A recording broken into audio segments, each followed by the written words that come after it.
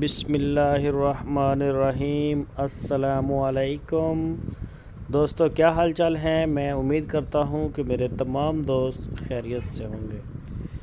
दोस्तों, शाह मोहम्मद आपके लिए लेके आए हैं चोलस्तानी गाय फॉर सेल।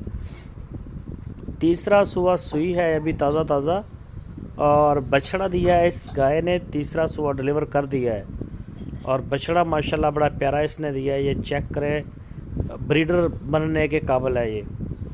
और इस गाय का पिछले सुबह के अगर मिल्क रिकॉर्ड की बात की जाए तो तकरीबन 12 से 13 लीटर 2 टाइम का इसका मिल्क रिकॉर्ड।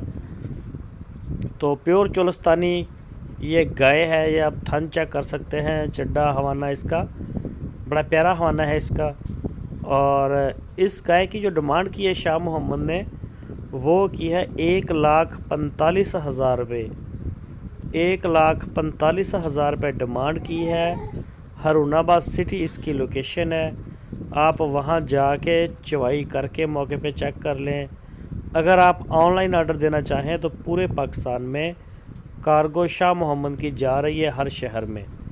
तो जहां चाहें आप वहीं से ऑर्डर करें। इंशाल्लाह ये आपके घर तक जो है वो पहुंच जाएगा माल, पूरे पाकिस्तान में चारों सूबों में। तो इसके अलावा साहिवाल ब्रीड में अगर आपको गाय चाहिए हो वो भी मिल जाएंगी, सस्ती भी मिल जाएंगी और इससे महंगे भी मिल जाएंगी।